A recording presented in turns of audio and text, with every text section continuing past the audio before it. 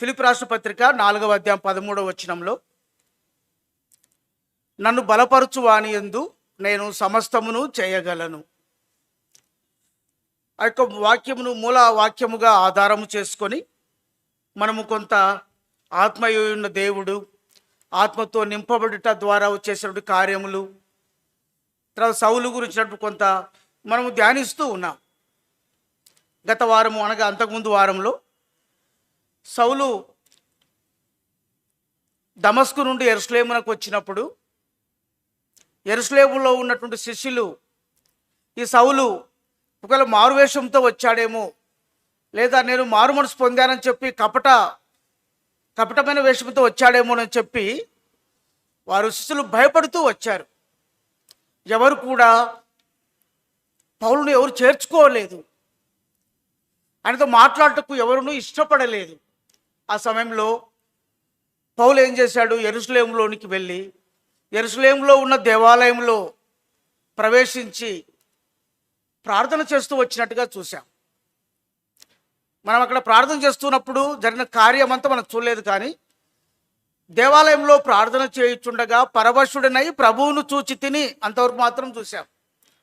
అక్కడ ప్రభువును చూచినటువంటి పౌలు ప్రభువును చూస్తూ రాగా పరిశుద్ధాత్మ దేవుడు పౌలుతో మాట్లాడుతూ వచ్చాడు. అదే సమయంలో పరిశుద్ధాత్మ దేవుడు బర్నబాతో కూడా మాట్లాడినట్టుగా మనం ధ్యానించాం. బర్నబా పరిశుద్ధ ఆత్మతో నిండుకొనిన వాడై అని రాయబడుతూ వచ్చింది. కనుక బర్నబాతో కూడా పరిశుద్ధాత్మ దేవుడు పౌలు విషయమై మాట్లాడుతూ వచ్చినప్పుడు పౌలు ఆ యొక్క బర్నబా ఆ యొక్క యెరూషలేములో ఉన్నటువంటి, అప్పుడు స్టెఫెను యొక్క మరణమును బట్టి అపోస్తలులు యెరూషలేము నుండి ఆయా ప్రాంతంలోకి చెదిరిపోతూ వచ్చినారు. ఆ యొక్క యెరూషలేములో ఆ దినాల్లో కేవలము కేఫా ఉన్నాడు, మరియు యేసు ప్రభు వారి యొక్క సహోదరుడైనటువంటి యాకోబు కూడా అక్కడ ఉన్నట్టుగా చూశాం. కనుక అక్కడ పౌలును బర్నబా పరిచయం చేస్తూ రాగా శిష్యులు చేర్చుకుంటూ వచ్చారు. చేర్చుకుంటూ వచ్చిన దానిని బట్టి పౌలు కేఫా లేదా పేతురు యొక్క ఇంటిలో 15 దినములు ఉన్నట్టుగా చూస్తాం. మనకి ఎందుకు అంత తక్కువ కాలము యెరూషలేములో ఉన్నాడు పౌలు? 3 దినములు ఇక దమస్కులో అరేబియాలో ఉన్నటువంటి పౌలు కేవలం యెరూషలేముకు వచ్చినప్పుడు కేవలం 15 దినములు మాత్రమే కేఫా ఇంట్లో ఉన్నట్టుగా మనం చూస్తాం. కారణం ఏంటంటే అపోస్తలుల కార్యములు 22వ అధ్యాయంలో ఆ యొక్క దేవాలయంలో పరవశుడైనటువంటి పౌలుతో ప్రభు చెప్పిన మాట ఏంటంటే, ఆ మాట చదువుదాం. 22వ అధ్యాయం 17వ వచనం నుండి కలిసి చదువుదామా? 17-18 వచనాలు కలిసి చదువుదాం. అంతటా నేను యెరూషలేమునకు తిరిగి వచ్చి దేవాలయంలో ప్రార్థన చేయుచుండగా పరవశుడనై ప్రభువును చూచి తిని. అప్పుడు ఆయన, నీవు త్వరపడి యెరూషలేము విడిచి శీఘ్రంగా వెళ్ళుము, నన్ను గూర్చి నీవిచ్చు సాక్ష్యము వారు అంగీకరింపరని నాతో చెప్పాను.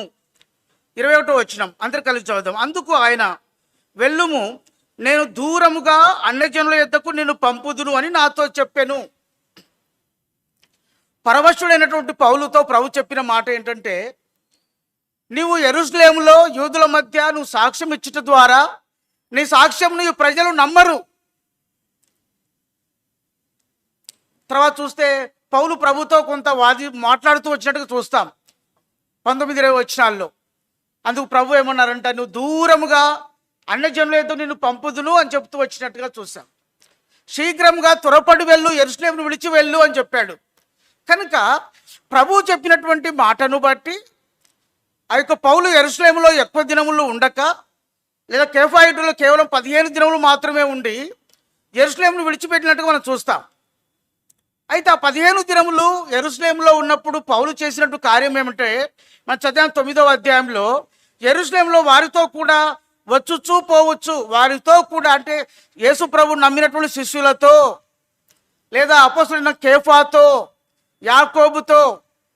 యాకోబును పదే ఎందుకు మనం చెప్పుకోవాల్సి వస్తుందంటే, ఆ దినాల్లో అపోస్తలులందరూ కూడా చెదిరిపోయినప్పుడు తర్వాత పేతురు కూడా, కేఫా కూడా యెరూషలేము విడిచి వెళ్తాడు. ఆ పరిచర్య విషయమై వేరే ప్రాంతంలోకి వెళ్తాడు, లుద్దా, యోప్పే, తర్వాత ఆ ప్రాంతం వస్తాడు. వెళ్ళినప్పుడు యెరూషలేములో ఉన్నటువంటి యేసు నమ్మిన శిష్యులకు నాయకుడుగా యాకోబును చూస్తాం. అది మన తర్వాత మనం ధ్యానిస్తాం యాకోబు విషయం వచ్చినప్పుడు. ఇక్కడ కాబట్టి ఈ పౌలు యెరూషలేములో శిష్యులతో కూడా, లేదా మరియు శిష్యులతో పాటు తన యొక్క సమాన వయస్కులను యూదులతో, తర్వాత తను యెరూషలేములో ఉన్నప్పుడు తనకు ఆ యొక్క యెరూషలేములకు వచ్చేటువంటి యూదులతో కలిసి ఆ యొక్క వచ్చుచూ పోవచ్చు ఉండి ప్రభు నామమును బట్టి ధైర్యంగా బోధిస్తూ వచ్చాడట. ఇక్కడ రాయబడిన 3 మాటలు ఉన్నాయి అక్కడ. ధైర్యంగా బోధించుచు, మాట్లాడుచు, తర్కించుచుండెను. బోధించుట ఒక బైబిల్లో స్పీకింగ్ వర్డ్ ఆఫ్ గాడ్ అని అంటాడు, ఇంకొక బైబిల్లో, ఇంగ్లీష్ బైబిల్లో ప్రీచింగ్ వర్డ్ ఆఫ్ గాడ్ అన్నాడు. అనగా మాట్లాడుట లేదా ప్రవచించుట లేదా బోధించుట అని చూస్తాం.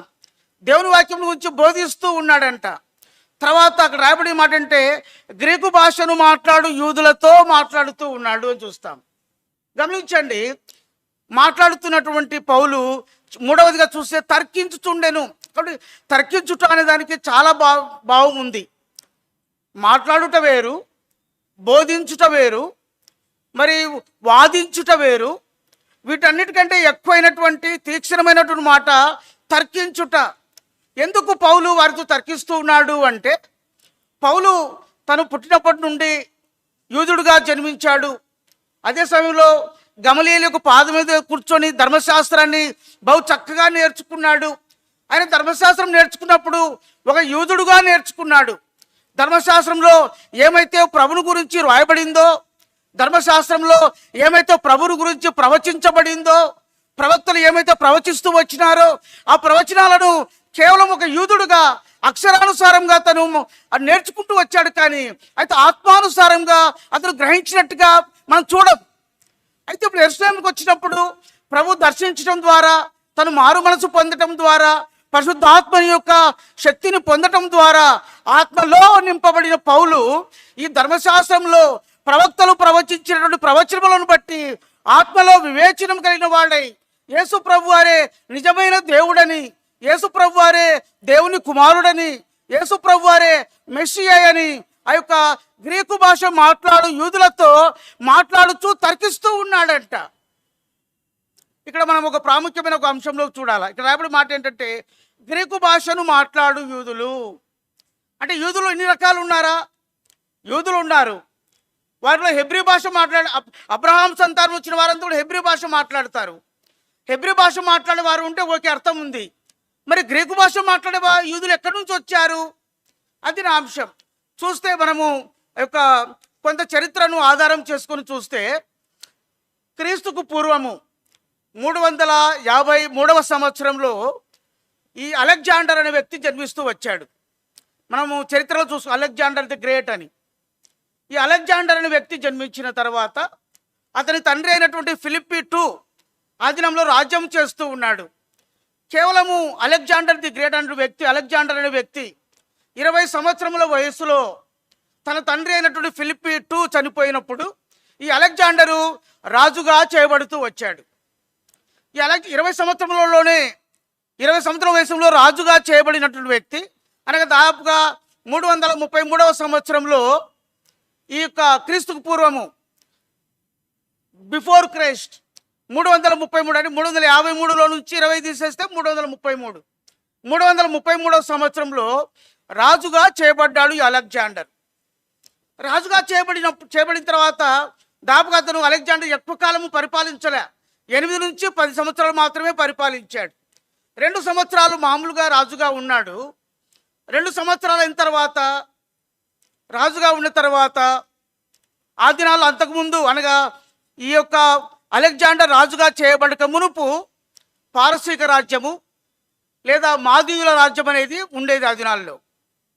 ఎప్పుడైతే ఈ యొక్క అలెగ్జాండర్ రాజుగా చేయబడ్డాడో గ్రీకు దేశంలో రాజుగా చేయబడినటువంటి అలెగ్జాండరు ప్రపంచాన్ని అంతటి జయించాలని ఆశ కలుగుతూ వచ్చినాడు. అమ్మా బేటేసా ప్రపంచాన్ని అంత జయించాలని చాలా ఆశపడుతూ వచ్చినాడు. 80 సంవత్సరముల వయసులో అతను ఏం చేశాడంటే దాదాపుగా కేవలం 8 సంవత్సరాల యొక్క అతను రాజుగా ఉన్నటువంటి దినాల్లో ఈ అలెగ్జాండరు ప్రపంచాన్ని అంతా జయించాలన్నటువంటి ఉత్సాహం కలిగిన వాడై దాదాపుగా 11,000 మైళ్ళు గ్రీసు దేశం నుండి, అక్కడ చూస్తే మనకు ఆ గ్రీక్ దేశం కనబడుతుంది. ఇంకోటి వెబ్సైట్ అది ఓపెన్ చేయ, గూగుల్ మ్యాప్ ఓపెన్ చేయి.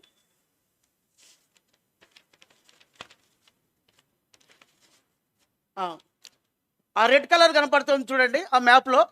ఆ రెడ్ కలర్ కనపడేదంతా కూడా గ్రీకు యొక్క సామ్రాజ్యం, అనగా అలెగ్జాండర్ జయించినటువంటి సామ్రాజ్యం అనమాట. మనం ఎరుగుదాం చూస్తే ఆ మూలకు రైట్ సైడ్ మూల కార్నర్లో ఇండియా కూడా ఉంది. ఇండియాలో ఉన్నటువంటి పంజాబ్ రాష్ట్రాన్ని ఈ అలెగ్జాండర్ జయిస్తూ వచ్చినాడు. ఆ రాష్ట్రం మనకు పంజాబ్ కనపడుతుంది. తర్వాత పాకిస్తాన్, ఆఫ్ఘనిస్తాన్ ఉన్నాయి. తర్వాత చైనాలో ఉన్నటువంటి ఆదినాల్లో ఉన్నటువంటి హాన్ అన్నట్టు ఒక నగరాన్ని కూడా అతను జయించినట్టుగా చూస్తాం.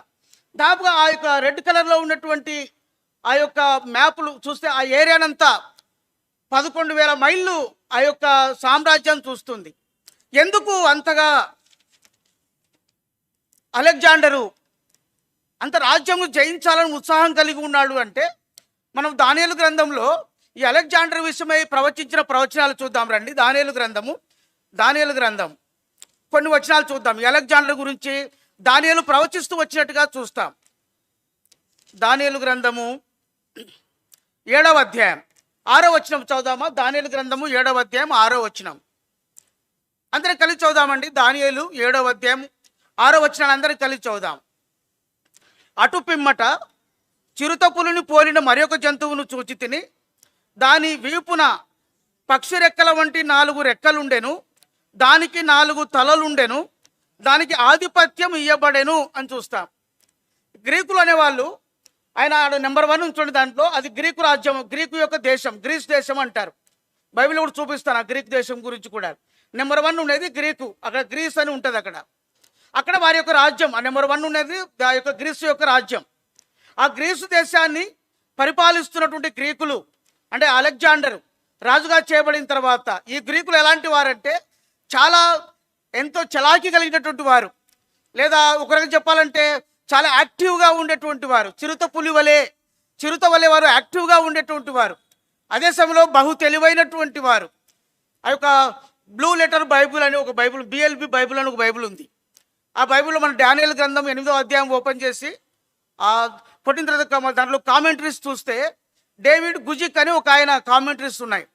ఈ యొక్క గ్రీకులో ఉన్నటువంటి గ్రీకు ప్రజలు ఎలా ఉంటారో దాన్ని వర్ణిస్తూ దానియేలు గ్రంథంలో 7వ అధ్యాయంలోను మరియు 8వ అధ్యాయంలోను ఈ అలెగ్జాండర్ గురించినటువంటి ప్రవచనాలు అక్కడ వివరిస్తూ వచ్చాడు. గమనించండి, ఈ చిరుతపులి పోలిన వారు ఎవరంటే, చిరుతపులి పోలిన జంతువు ఎవరంటే అలెగ్జాండర్ గురించి రాయబడుతూ ఉంది. ఈ అలెగ్జాండర్ అనేటువంటి చిరుతపులి అనేటువంటి ఈ జంతువు రాజుగా చేయబడిన తర్వాత రాజ్యము పరిపాలిస్తూ ఉంటే అక్కడ రాయబడిన మాట ఏంటంటే, దాని వీపున పక్షి రెక్కల వంటి 4 రెక్కలు ఉండెను, దానికి 4 తలలు ఉండెను, దానికి ఆధిపత్యం ఇవ్వబడెను. ఇంకో మ్యాప్ చూడండి, ఫస్ట్ ఇంకో రెండో మ్యాప్.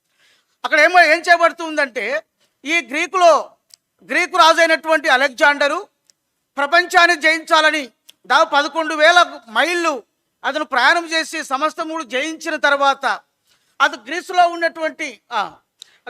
ఉన్నటువంటి ఆ యొక్క రాజు అయినటువంటి ఈ అలెగ్జాండరు ఈ ప్రపంచంనంతటిని ఏలడం కష్టము కాబట్టి ఏం చేశాడంటే నలుగురు రాజులను అక్కడ, నలుగురు రాజులు కాదు అధిపతులను నియమించినట్టుగా మనం చూస్తాం. ఆ పత్రికలో చూడండి, అక్కడ రాయబడింది ఆ మ్యాప్లో ఎవరెవరు ఎక్కడ 4 రౌండ్ ఉండని చూడండి, 4 రౌండ్స్ ఉంటాయి. ఆ 4 రౌండ్స్లో ఎవరు ఏ ప్రాంతమును ఏలాలి, ఎవరు ఏ ప్రాంతం మీద అధికారం కలిగి ఉండాలి, ఎవరు ఏ ప్రాంతం వారు జయించాలి అంటే మనం చూస్తాం. మొట్టమొదటిగా రాబడిన వారి మాటలు కూడా ఉన్నాయి. ఇంగ్లీష్లో ఉంచడం ఒకటి ఇంగ్లీష్లో పేర్లు పెట్టాను చూడు, ఇంగ్లీష్లో పేర్లు పెట్టాను చూడు. కాసెండర్, లిసిమాకస్, సెల్యూయస్ అండ్ టోలోమి అని ఉన్నాయి చూడు. ఇంగ్లీష్లో ఉంచు, పైన స్టడీ గైడ్ ఫర్ డానియల్ 8 అని ఉంటుంది. అక్కడ గమనించండి, ఆ 4 అధిపతులు ఎవరంటే ఇక్కడ మనకు దానియేలు గ్రంథం రాయబడింది కదా, వీపున పక్షి రెక్కలు 4 రెక్కలు ఉండేను, దానికి 4 తలలు ఉండేను. ఆ 4 ఎవరంటే అక్కడ రాయబడిన వారు ఎవరు, వారి పేర్లు చూస్తాం. అక్కడ కాసెండర్ అని ఒక అతను, ఇతను ఏం చేస్తున్నాడంటే ఆ యొక్క మళ్ళీ మ్యాప్ ఆ కాసెండర్ అనేవాడు కేవలం గ్రీసు యొక్క దేశం పైన ఉండేటువంటి వారిని మాత్రము పరిపాలిస్తూ ఉన్నాడు. మ్యాప్ అమ్మ, ఆ మ్యాప్ ఇది 2 ఆల్టర్నేట్గా పెట్టాలా. గమనించండి, అది కాదు, ఇంతకుముందు పెట్టినది. చూడండి, మొట్టమొదటి రౌండ్ ఉంది కదా, ఆ యొక్క ఉన్నటువంటి అతని పేరు, ఆ అధిపతి, అంటే మొట్టమొదటి పక్షి లేదా మొట్టమొదటి రెక్క మొట్టమొదటి తల అధికారం కలిగిన వ్యక్తి ఎవరంటే అతని పేరు క్యాసెండర్ అంటారు. అతను గ్రీసు దేశాన్ని పరిపాలిస్తూ ఉన్నాడు. ఆ యొక్క గ్రీసు ప్రాంతం మాత్రమే పరిపాలిస్తున్నాడు. రెండవ వ్యక్తి అంటే మనం చూస్తే రెండవ రౌండ్ ఉంది అక్కడ. ఆ వ్యక్తి ఎవరంటే లిసిమకస్ అనేటువంటి వ్యక్తి. ఈ రెండవ అధికారం కలిగినటువంటి పక్షి లేకుంటే అధికారం కలిగిన వ్యక్తి ఎవరంటే అతని పేరు లిసిమకస్ అంటారు.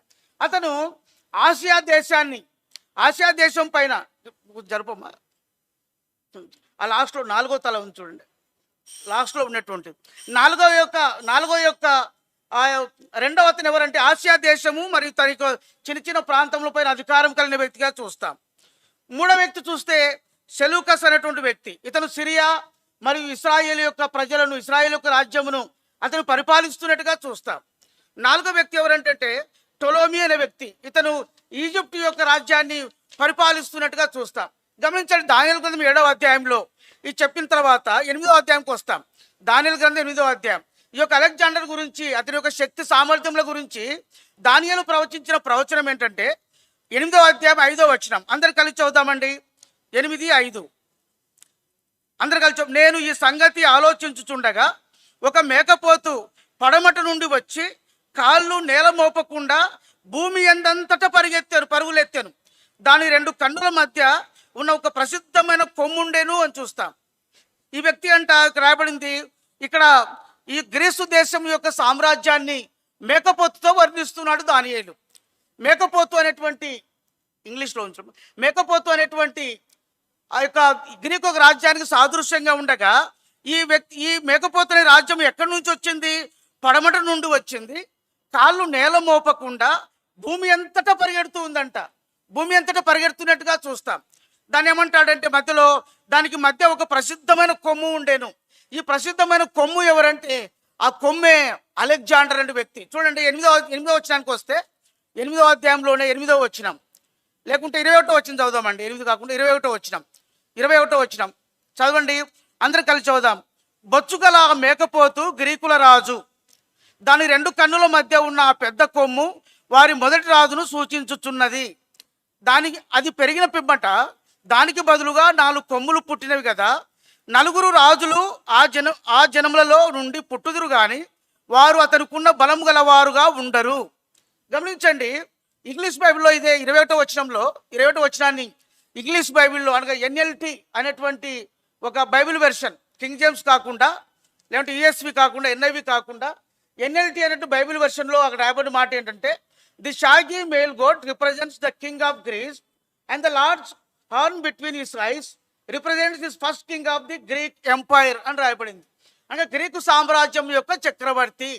ఆ గ్రీక్ సామ్రాజ్యం యొక్క చక్రవర్తి ఎవరయ్యా అంటే ఆయన అలెగ్జాండర్ గురించి దానియేలు ప్రవచిస్తూ వచ్చాడు.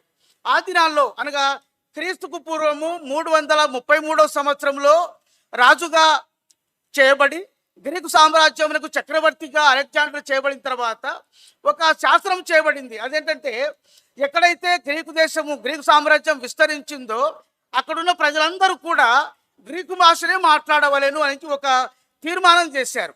ఆ గ్రీకు భాషను మాట్లాడవలెను అని తీర్మానం చేసిన దాన్ని బట్టి అయితే గ్రీకు సామ్రాజ్యంలో ఉన్నటువంటి ఏరియాలో ఉన్నటువంటి ప్రజలందరూ కూడా రెడ్ కలర్ ఆ ప్రజలందరూ కూడా గ్రీకు భాష మాట్లాడుతూ వచ్చారు. గ్రీకు భాష మాట్లాడుతూ రాగా రెడ్ మ్యాప్ రెడ్ అక్కడ గమనించండి, గ్రీకు యొక్క సామ్రాజ్యము ఎక్కడెక్కడ విస్తరించిందంటే ఐగుప్తులోను, సిరియాలోను, ఇస్రాయేల్ యొక్క రాజ్యము, ఇజ్రాయెల్ ల్యాండ్ కూడా వారు ఆక్రమించినట్టుగా చూస్తాం. చూడండి, చివరికి వస్తే ఇస్రాయెల్ దేశం కూడా ఉంటుంది. దానిలో ఇస్రాయెల్ దేశం కూడా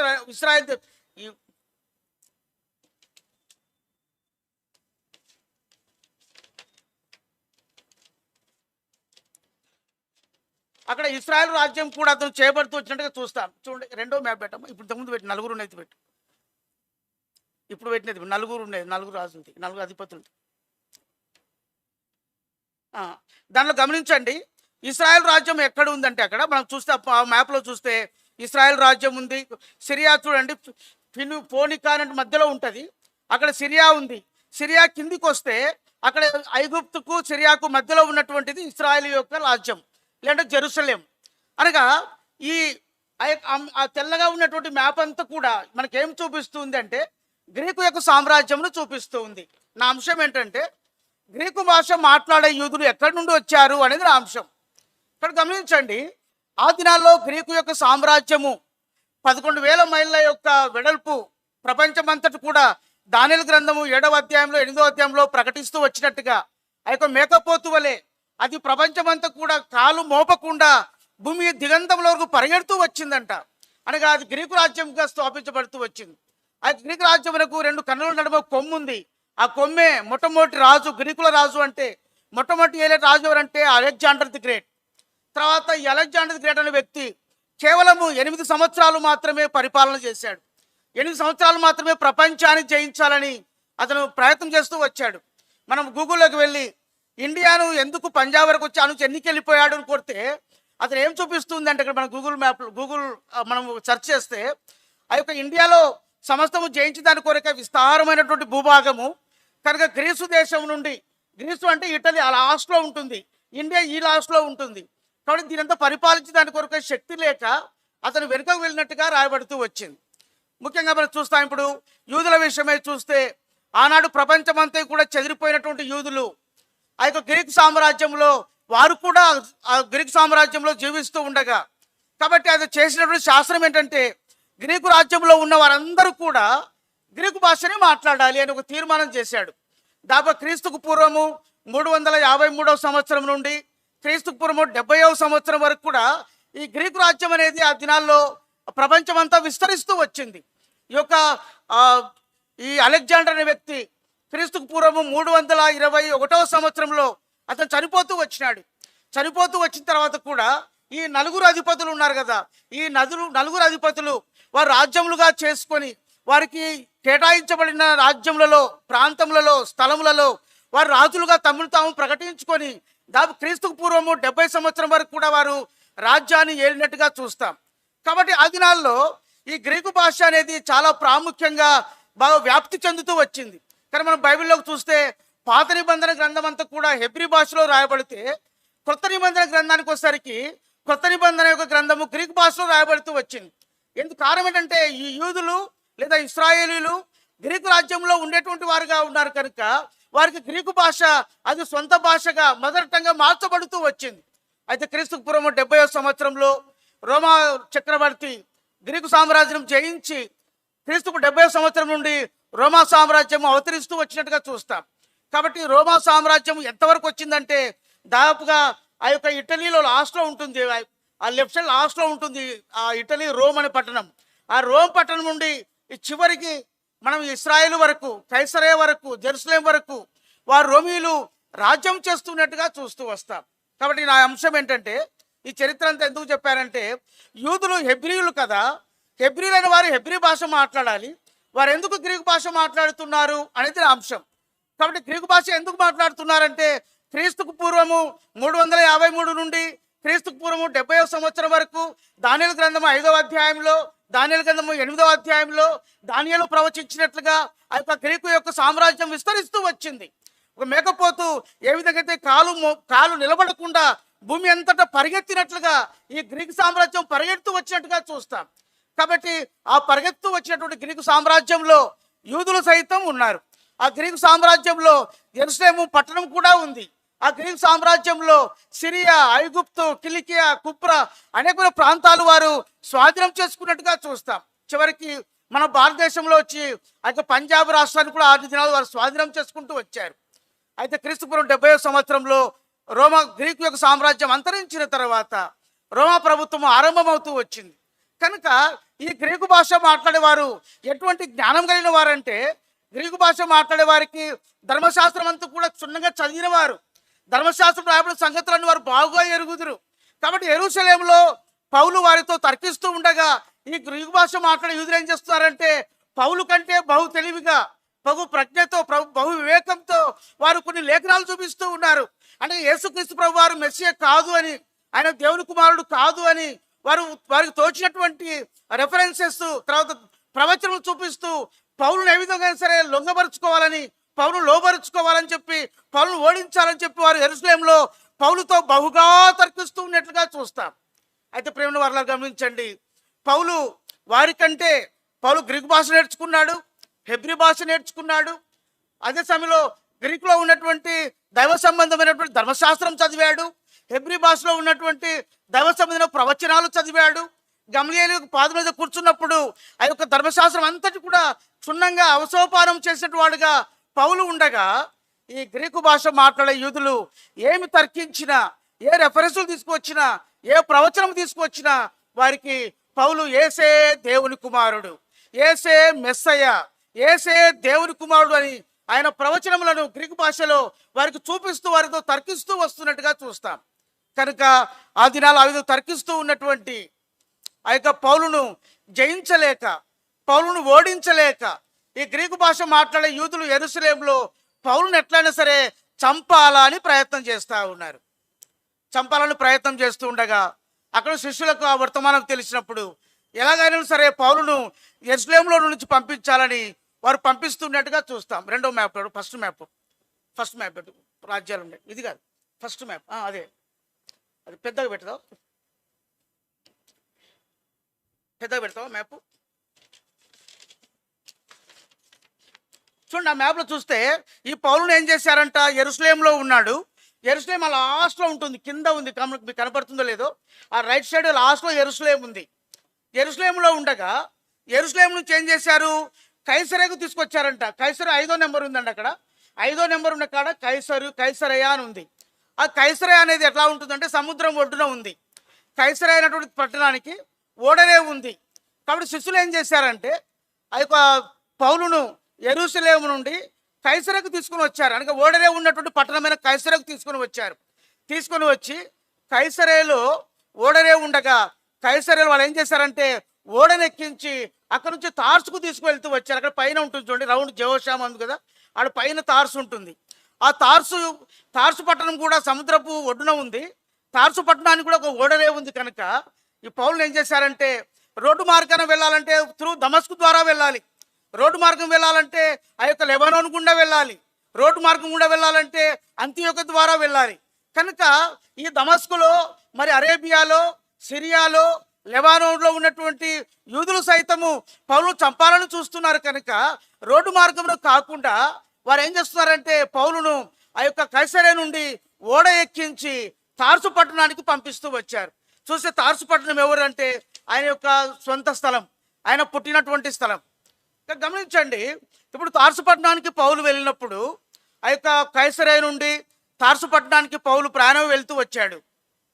వెళ్ళిన తర్వాత దాపుగా తార్సు పట్టణంలో క్రీస్తు శకము అంటే క్రీస్తు తర్వాత క్రీస్తు శకము దాపు 36వ సంవత్సరం నుండి 46వ సంవత్సరం వరకు తార్సులో ఉన్నాడు పౌలు. అనగా 10 సంవత్సరాలు ఉన్నాడు. ఆ 10 సంవత్సరాల్లో పౌలు ఏం చేశాడు అని చెప్తే చూస్తే చాలా మటుకు ఆ తార్సు పట్టణం కిలికియా దేశంలో ఉంది, ఆ పక్కలో సిరియా దేశం ఉంది. కిలికియాలో, సిరియాలో గలతీ రాష్ట్రపతి 2వ అధ్యాయం ప్రకారం చూస్తే చూడండి, గలతీ రాష్ట్రపత్రిక 2వ అధ్యాయం, ఒక మాట చదువుదామా? గలతీయులకు 2వ అధ్యాయం, గలతీయుల రాష్ట్రపత్రిక 2వ అధ్యాయం, ఒక మాట చదువుదామండి. గలతీయులకు 2వ అధ్యాయం,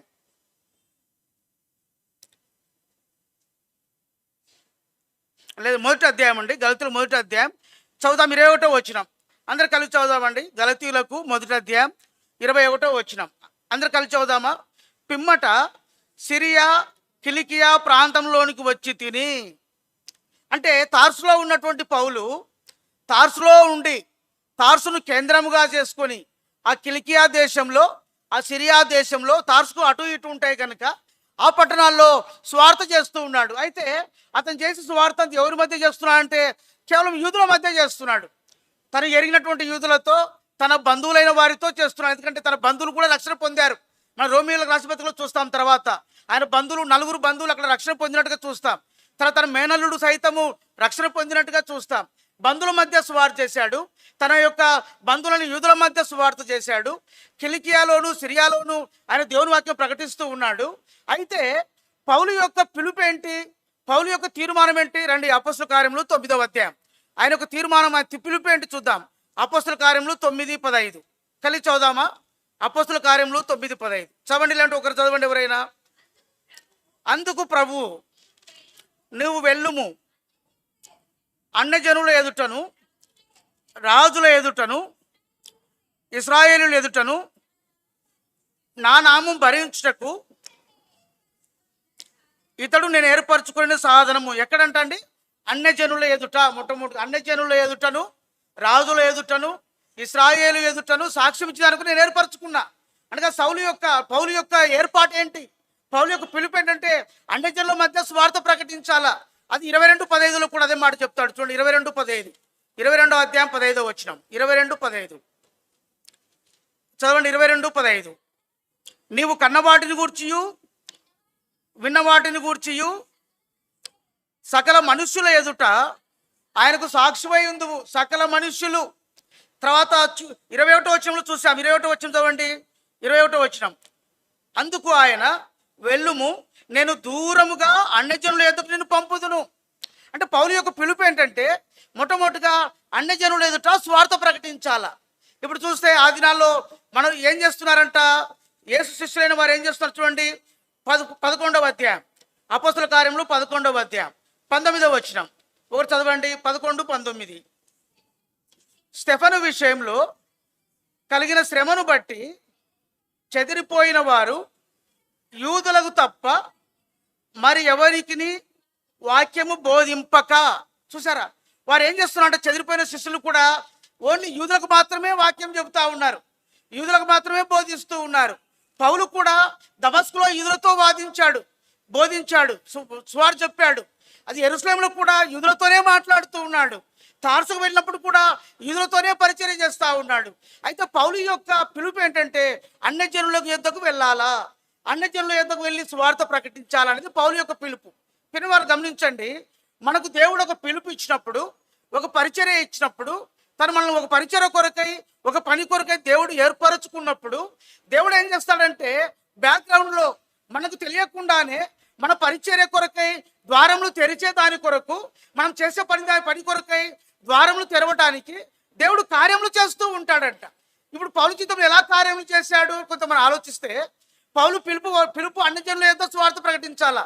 ఎలా వెళ్ళాలి అన్యజనుల యొద్దకు?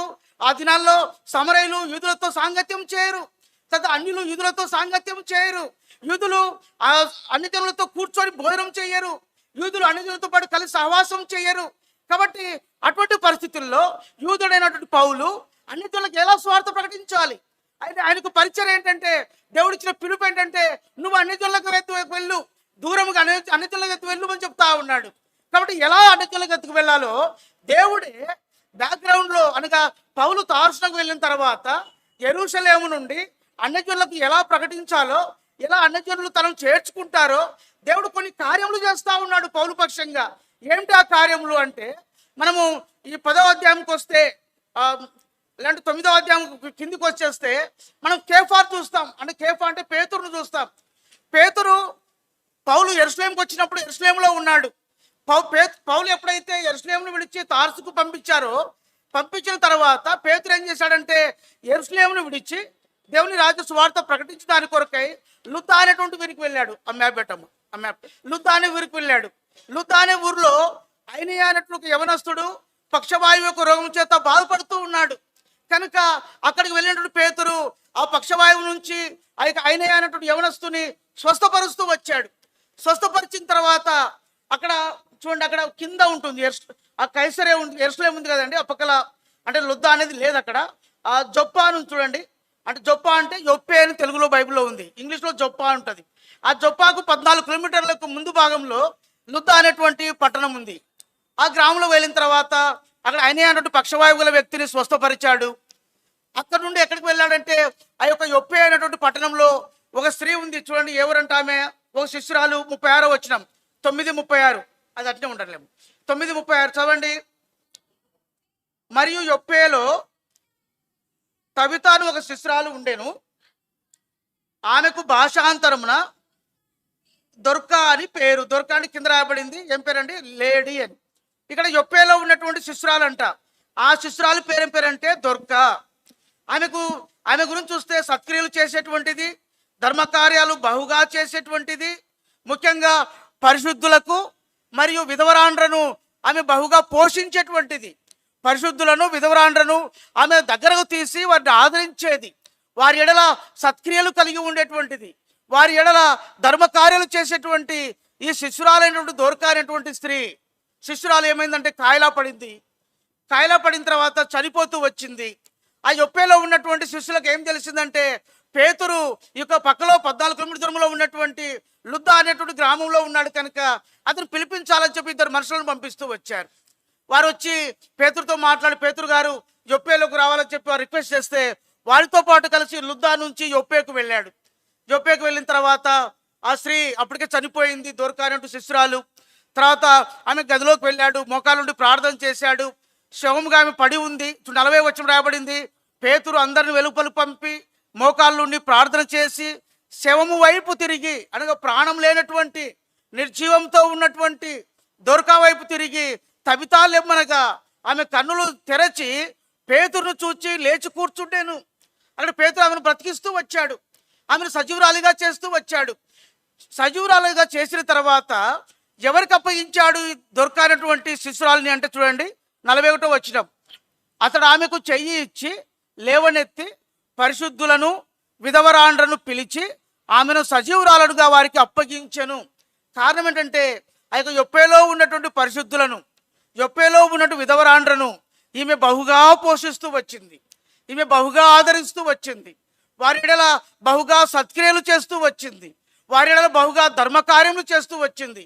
ఎక్కువ మటుకు ఆమె చనిపోయినప్పుడు ఈ పరిశుద్ధులైన వారు, విధవరాండ్రైన వారే గొల్లుమని ఏడుస్తూ ఉన్నారు, కన్నీటితో ఉన్నారు, దుఃఖంతో ఉన్నారు.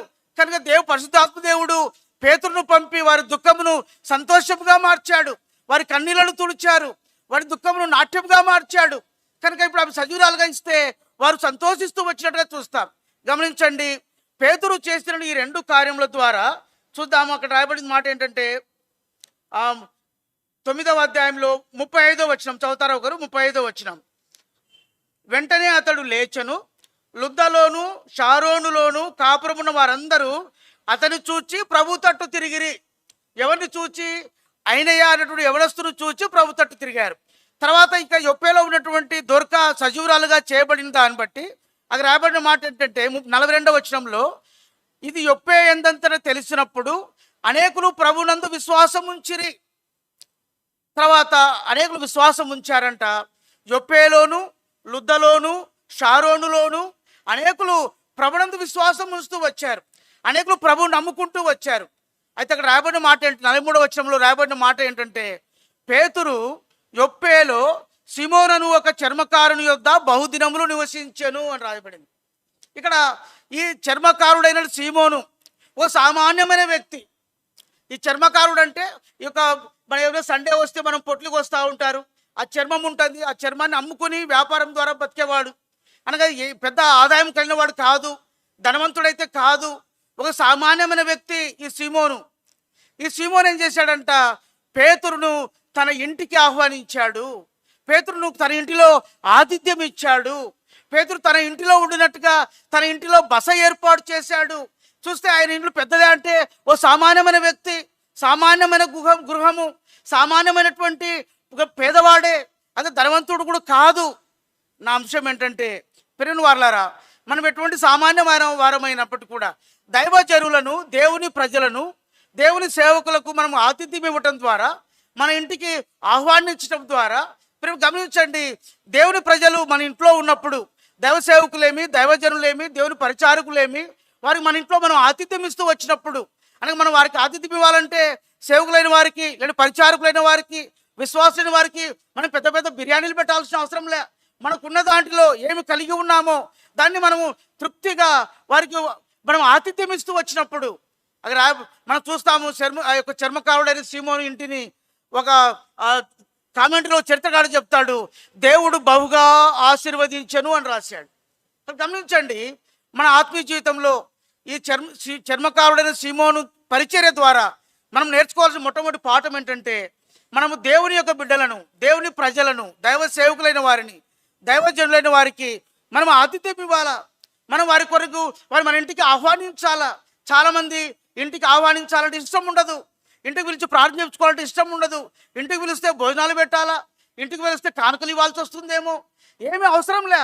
దైవజనులు మన ఇంటికి వచ్చినప్పుడు వారేమో ఆశించరు, మనం ఏం పెడితే దాంతో తృప్తి పడేవారుగా ఉంటారు. మనం చూస్తే పౌలు యొక్క జీవితంలో ముందు దినాలు చూస్తాం. వారు అకుల ప్రిస్కిలను వారి ఇంట ఉంటూ వచ్చినారంట. వారు డేరాలు కుట్టుకునేట్టు వారు డేరాలు కుట్టుకొని అమ్ముకుంటేనే వచ్చిన 10 పైసలు వస్తే వాటితోని వారు జీవనాధారం కలిగి ఉన్నటువంటి వారు. అటువంటి వారితో పౌలు ఉండి దేవుని పరిచయం చేస్తూ వచ్చినాడు. తద్వారా ప్రభు యొక్క పరిచర్య విస్తారంగా విస్తరిస్తూ వచ్చింది. అనేక సంఘాలు కట్టబడుతూ వచ్చినాయి. ఈ చర్మకాడు సిమోను అటువంటి వారు, తర్వాత అకుల ప్రిస్కిల అనేటువంటి వారు సామాన్యమైన విశ్వాసులు. సామాన్యమైన విశ్వాసముతో దైవజనులకు ఆశ్రయం ఇచ్చడం ద్వారా, దైవజనులను పోషించడం ద్వారా, దైవజనులకు ఆతిథ్యం ఇవ్వడం ద్వారా దేవుని పరిచర్య బహుగా విస్తరిస్తూ వచ్చింది. కాబట్టి మన ఆత్మీయ జీవితంలో మనం నేర్చుకోవాల్సింది ఏంటంటే దైవజనులను, దేవుని సేవకులను, దేవుని ప్రజలను మనం ప్రేమించేవారుగా ఉండాలా, ఆతిథ్యం ఇచ్చేవారుగా ఉండాలా, వారికి బస ఏర్పాటు చేసేవారుగా ఉండాలా, వారి కొరకై మన గృహంలో వారికి స్థానం ఇచ్చేవారుగా ఉండాలా.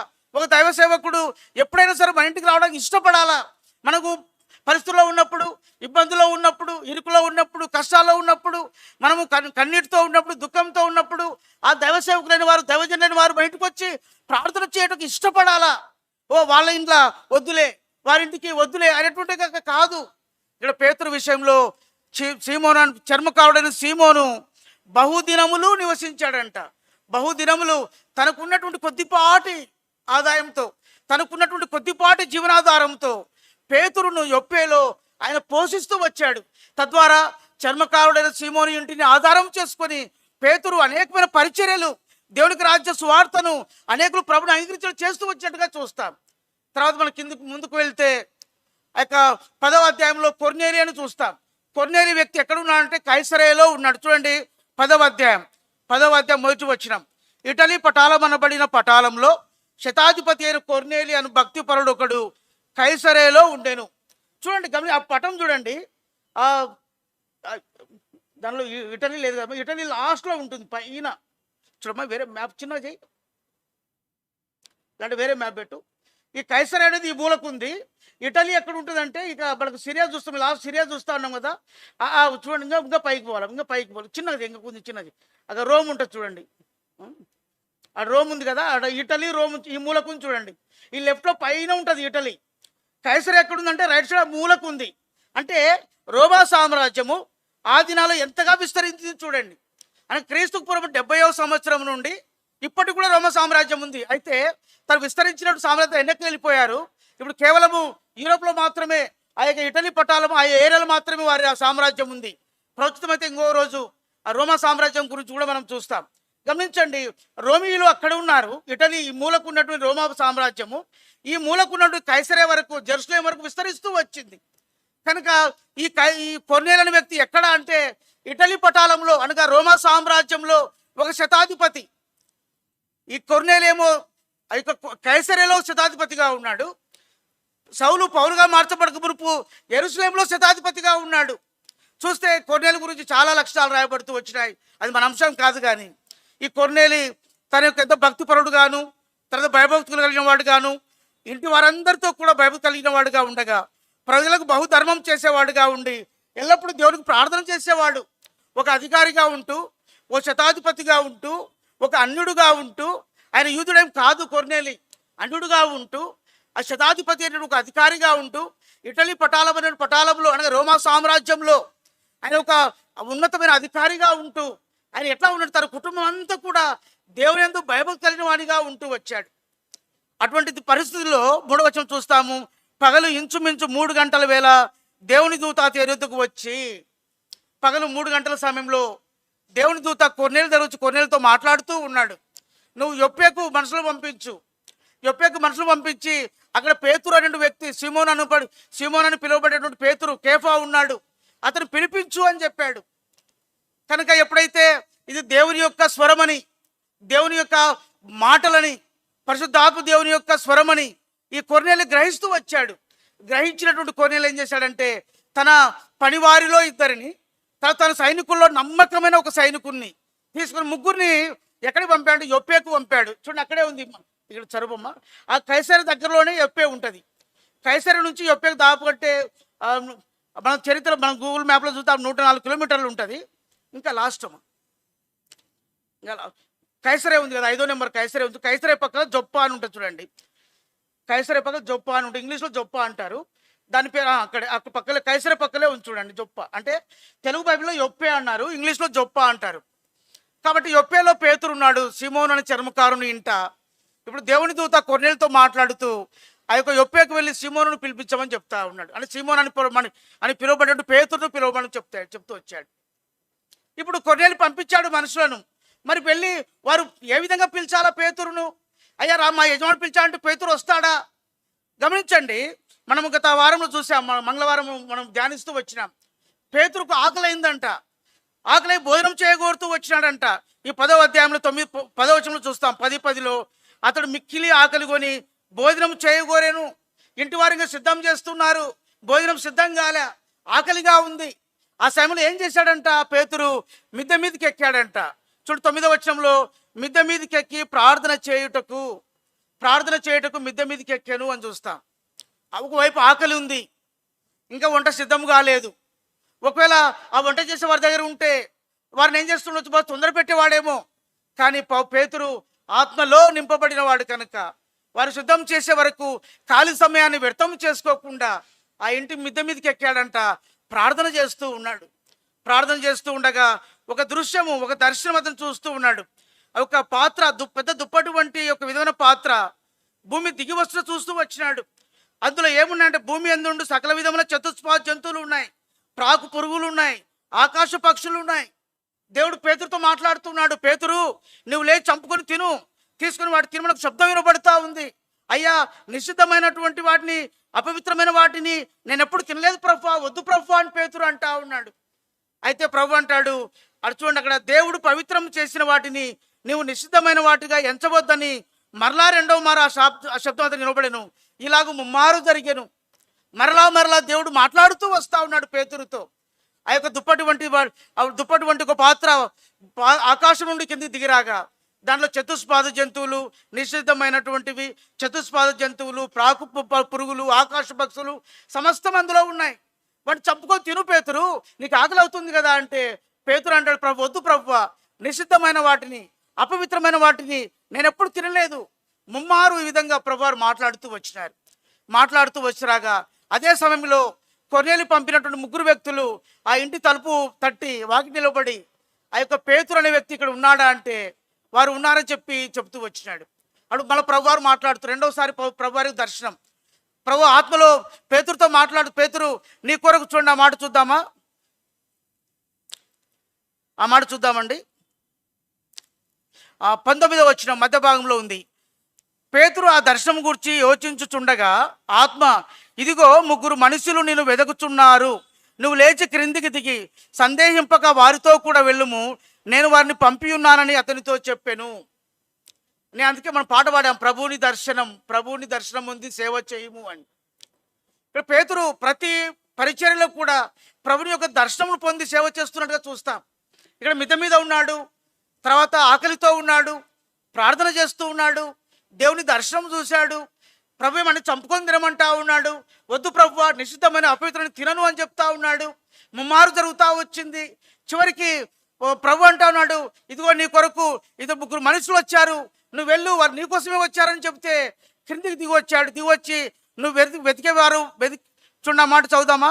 వారు కిందికి దిగమని చెప్పినప్పుడు పేతురు ఆ మనుషులతో దిగివచ్చి, ఇదిగో మీరు వెదకువాడను నేనే, మీరు వచ్చిన కారణం ఏమిటి అని చెప్తూ వచ్చినాడు.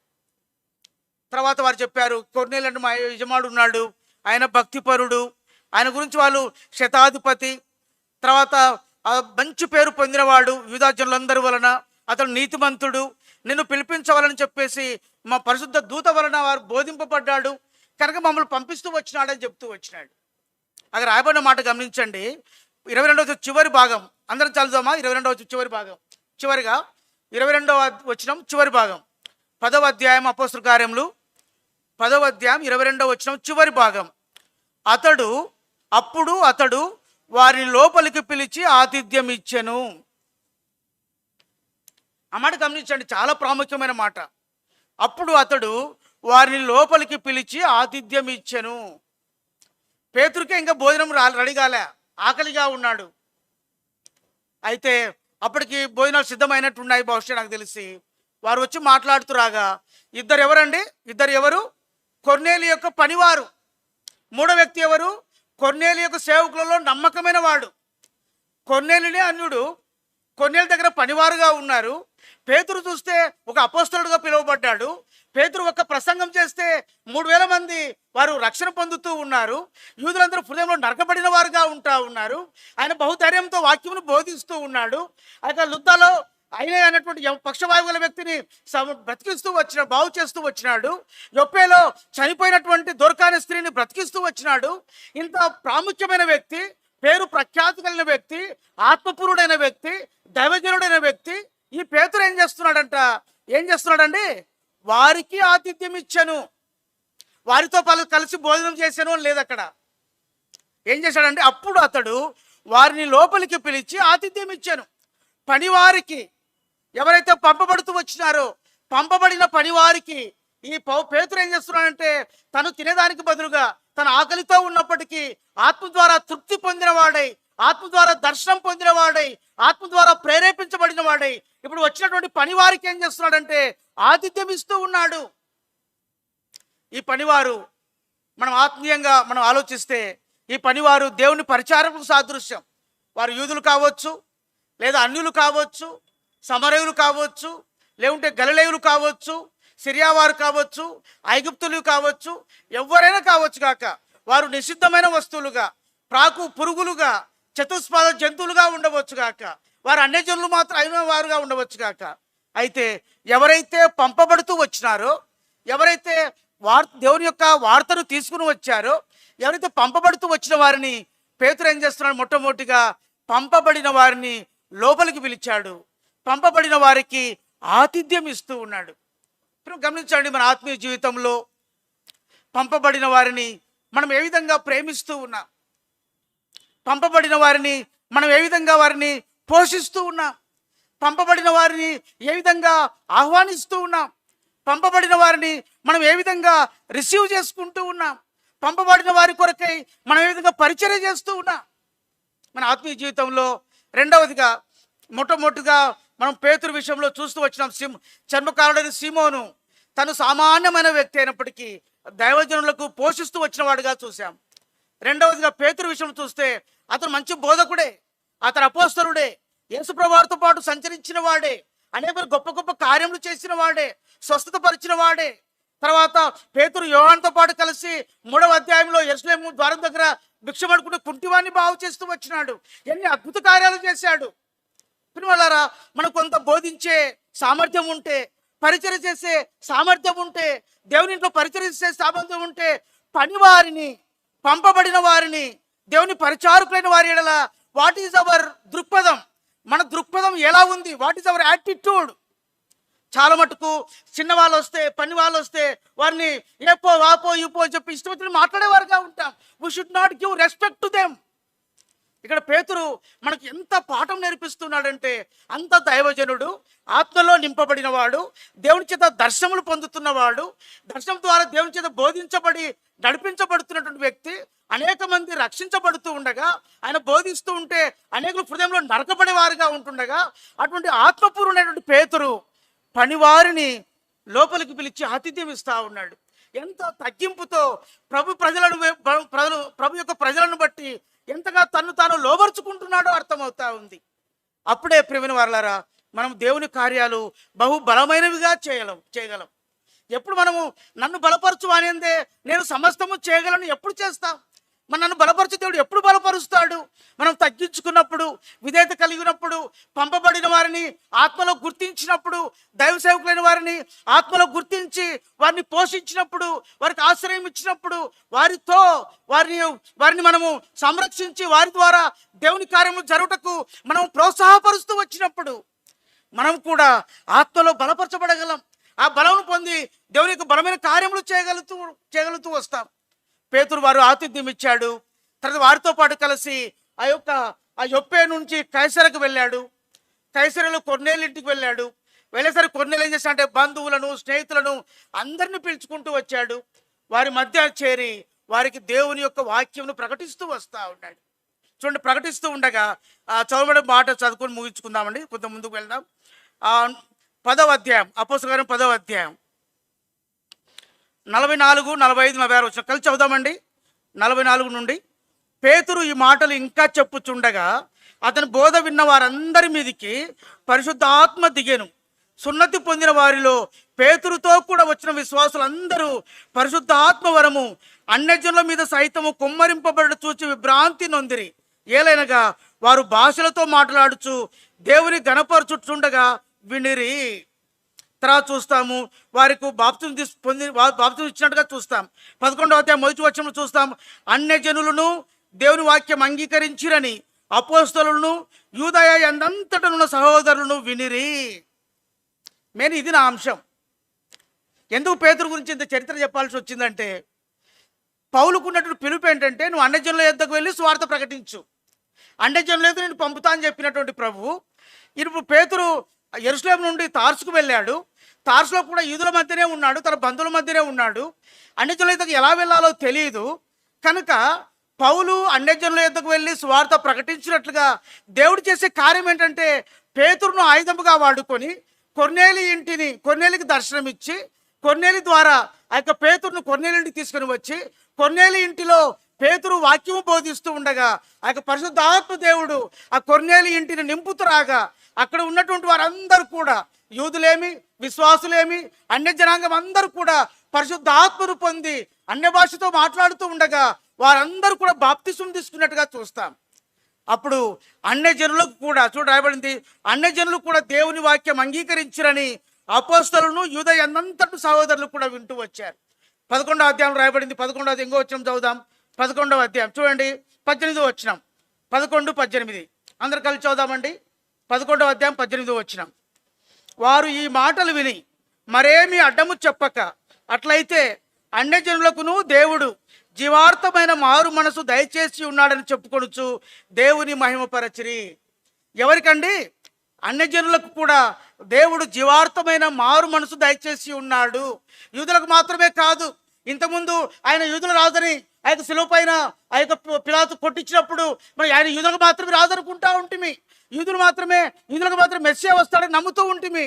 కానీ ఈ ప్రభువు, ఈ యేసు, ఈ నజరేయుడైన యేసు, ఈయన దేవుని కుమారుడు, ఈయన మెస్సయ్య యూదులకు మాత్రమే కాదు కానీ అన్యజనులకును దేవుడు, అన్యజనులకు కూడా జీవార్థమైన మారు మనసు దయచేసి ఉన్నాడనే వర్తమానము ఆ యొక్క యూదయందంతటా అపోస్తులందరికీ కూడా అది ప్రచురము చేయబడుతూ వచ్చింది. ఈ ప్రచురము చేయబడిన తర్వాత తార్సులో 14 సంవత్సరాల తర్వాత పౌలు ఒక పత్రికకు రాస్తూ సాక్ష్యం ఇచ్చాడు, ఒక దర్శనం పొందినట్టుగా ఇచ్చాడు. ప్రస్తుతం అయితే ఆ యొక్క తార్సులో పౌలు యొక్క దర్శనం ఏంటి, తార్సులో పౌలు యొక్క అనుభవం ఏంటి, పౌలు చెప్పినటువంటి అనుభవము 14 సంవత్సరాల తర్వాత తార్సులో జరిగినటువంటి కార్యము ఏ విధంగా అతను చెబుతూ వచ్చాడు, ఎటువంటి అనుభవం పొందాడో మళ్ళీ ప్రవచితం అయితే ఇంకో క్లాస్లో చూద్దాం, ఇంకొక రోజు చూద్దాం.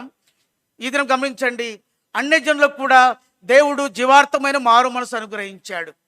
3 అంశాలు మనం గుర్తుపెట్టుకుందాం. మొట్టమొదటిది ఏంటంటే, మనము తర్కించుట, గ్రీకు భాష మాట్లాడే వారితో తర్కిస్తూ ఉండవచ్చు కాక, మనం తర్కించేది ఎలా ఉండాలంటే వాక్యానుసారమైనదిగా ఉండాల.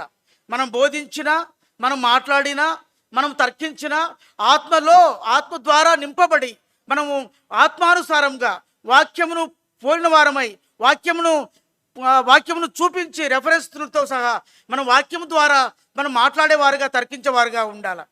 అదే సమయంలో ఆ యొక్క పేతురు విషయంలో చూస్తే చర్మకారుడైనటువంటి సిమోని ఇంటో ఉన్నాడు.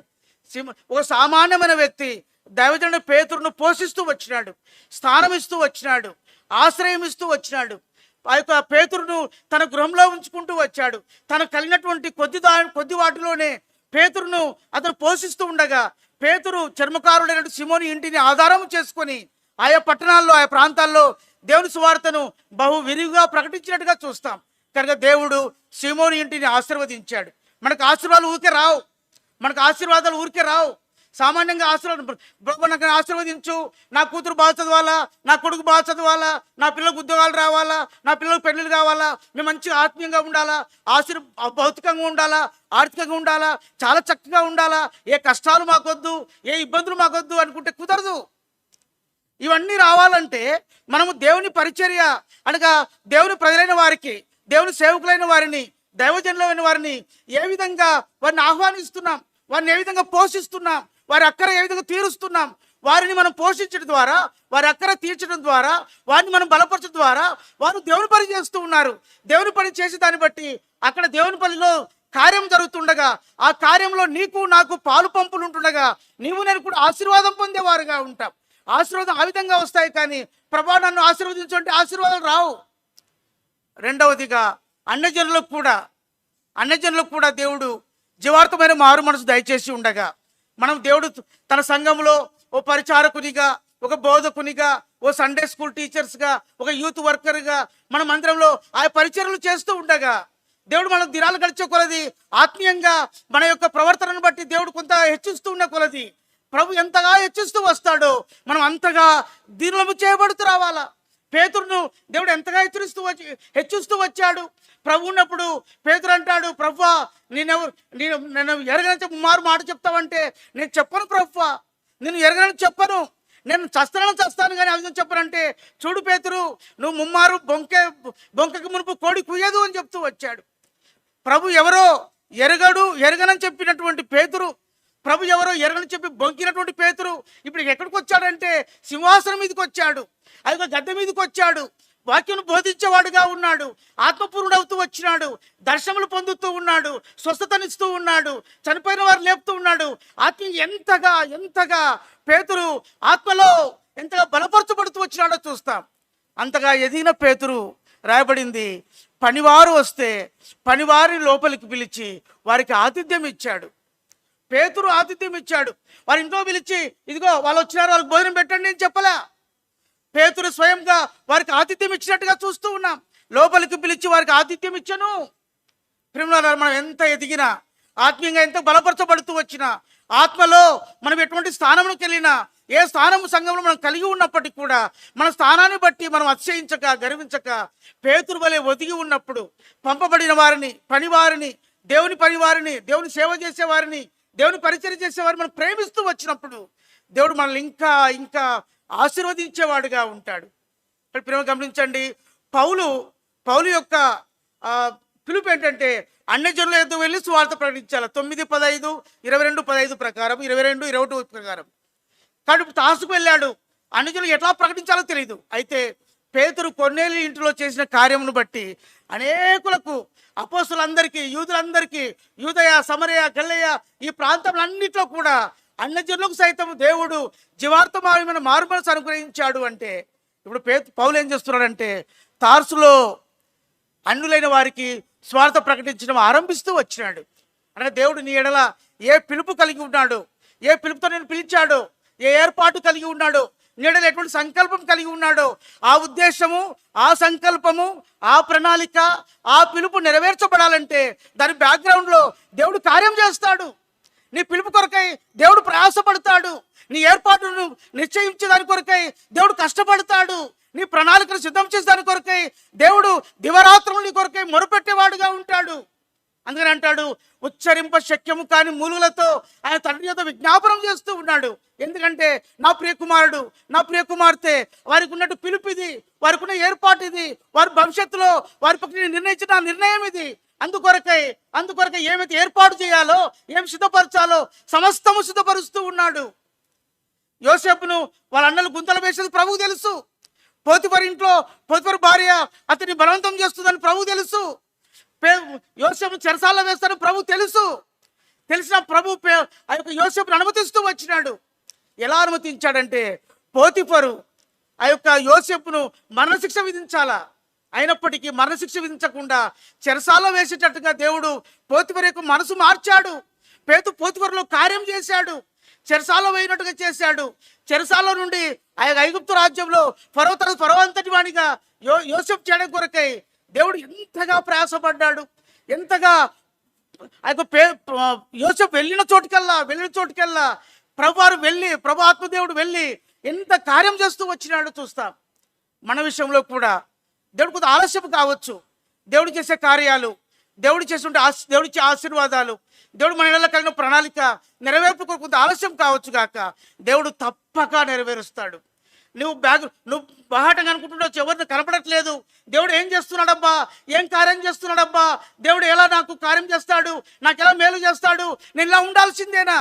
కానీ దేవుడు బ్యాక్గ్రౌండ్లో నీ కొరకై కార్యం చేసే దాని కొరకై ఎంతగా ప్రయాసపడుతున్నాడు, ఆయన ఎంతగా శ్రమ పడుతూ ఉన్నాడు, ఎంతమందిని వాడుకుంటూ ఉన్నాడు, ఎంతమంది ద్వారా పరిచయం చేస్తూ ఉన్నాడు నీ కొరకై. ప్రియమైన సహోదర సహోదరి, వీ హ్యావ్ టు బిలీవ్. మనం విశ్వాసం ఉంచాలా. ఇక్కడ మన ఆత్మీయ జీవితంలో నన్ను బలపరచువాని యందు నేను సమస్తమును చేయగలను. ఆయన నన్ను బలపరచాలి అంటే నేను చర్మకారుడైన సీమోను వలె నేను ఉండాలా.